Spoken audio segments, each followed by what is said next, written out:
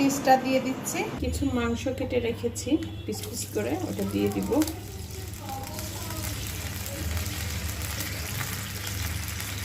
আদা বাটা হাফ চামচ,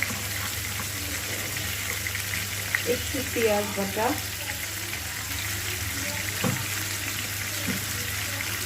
সামান্য একটু রসুন,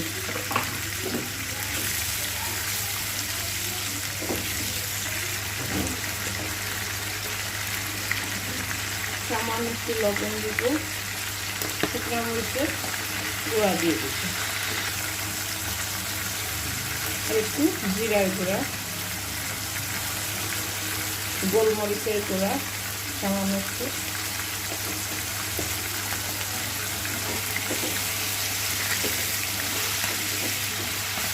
হালকা একটু পানি দিয়ে দিব মশলাটা যাতে একটু জাস্ট একটু কষানো মতন হয়, মাংসটা একটু হালকা গলবে।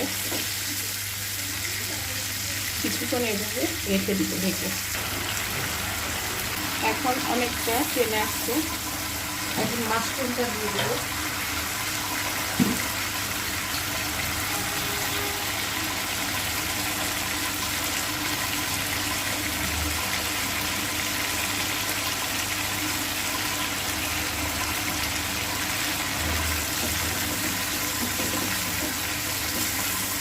মাশরুমটা উপর থেকে অনেকে কাঁচাই দেয়, কাঁচা বলতে ক্যান থেকে নামিয়ে স্লাইড করে কেটে উপর দিয়ে সাজিয়ে দিই, কিন্তু এইভাবে একটু দিলে ভালো লাগে। মশলাটাও মাশরুমে ঢুকে গেলে একটু কাঁচা কাঁচা গন্ধটাও থাকলো না। যখন হোমমেড পিজা বানাচ্ছি তো একটু গন্ধ টন্ধ না থাকাটাই ভালো। এখন পুরোটা কমপ্লিট।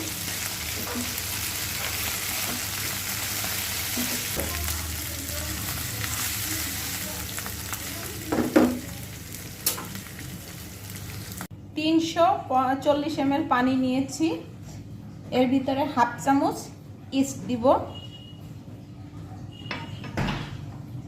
আর 1 চামচ মধু দিব,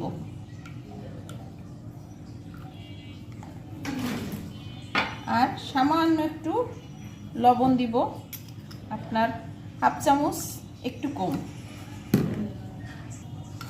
এখন সব কিছু ভালোভাবে মিক্স করে নিতে হবে। এই পিজাটার নাম পলিশ পিজা। এখন 340 ml পানির ভিতরে যতটুকু ময়দা লাগে আপনারা হিসেব অনুযায়ী দিবেন, একবারে দিবেন না, সামান্য একটু করে দিব আর নাড়াইতে থাকবো।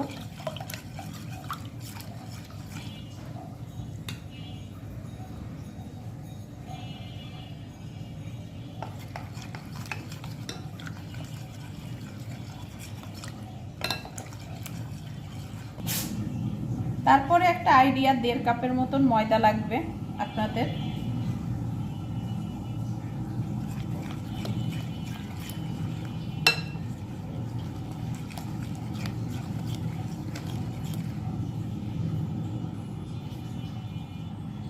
কেননা একটু নরম ডো হবে, যে রুটির মতন না, তো এই জন্য আস্তে আস্তে আমি দিচ্ছি। কেননা রুটির মতন একটা ডো হলে তো বোঝা যায় যে ময়দা কতটুকু দিব না দিব। এটা সেরকম না, এটা ব্যাটারটা পাতলা হবে।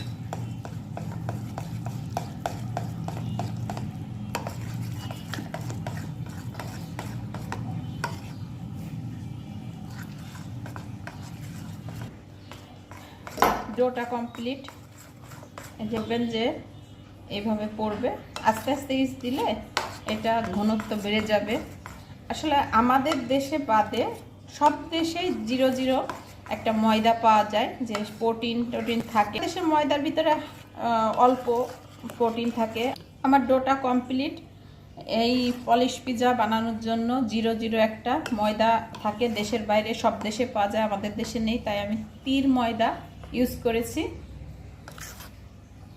তো এইভাবে ডোটা করবেন। এই যে এখন এটা, এই ডোটা বাইরের টেম্পারেচারে 1 ঘন্টার জন্য আমি রেখে দিব। তারপরে আমি নর্মাল ফ্রিজে 16 থেকে 20 ঘন্টার মতন এরকম ঠান্ডা করার জন্য রেখে দিব ডোটা।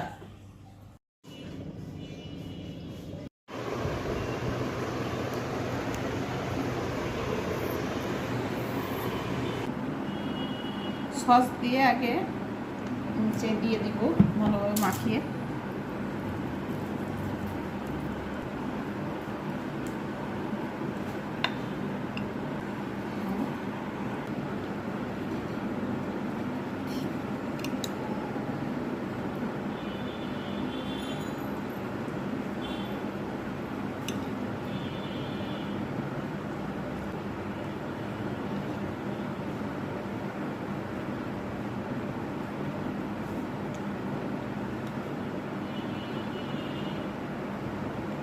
মাংস আর মাশরুম দেওয়াটা কমপ্লিট। অলিভগুলো দিয়ে দিব উপর থেকে।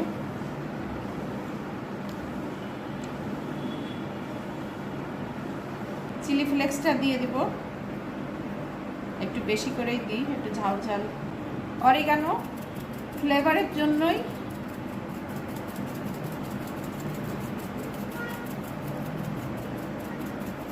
এখন 30 মিনিটের জন্য ওভেনে বেক করতে দিব। 30 মিনিটের জন্য তো দিবই, একটু পরে আমি উপর থেকে চিজটা দিয়ে দেবো। হওয়ার একটু আগে, না হলে একদম হার্ড হয়ে যায় চিজটা। তো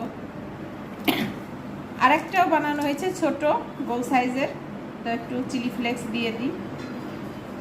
মানুষ বেশি, এজন্য পিজাও বেশি। অরিগানো দিয়ে দিই।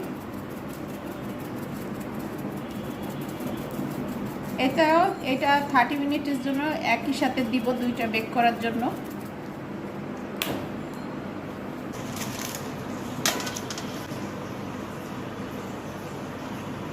চিজটা দিয়ে দিচ্ছি, অনেকটা হয়ে আসছে। আর কিছুক্ষণ বেক করব, 4-5 মিনিট।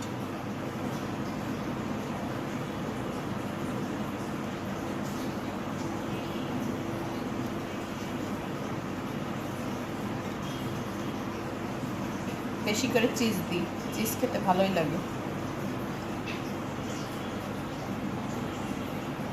আসলে অনেক টেস্ট হয়েছে, দুটো পিজাই একদম খুব সফট হয়েছে প্রত্যেকটাই। যে এটার ব্রেডটাও দেখেন, ব্রেডটা কত সফট। আসলে আপনার ময়দার ডোটাই হলো ইম্পর্টেন্ট। যত আপনারা টাইম দিয়ে রেখে দিবেন তত। দেখছেন কতটা সফট।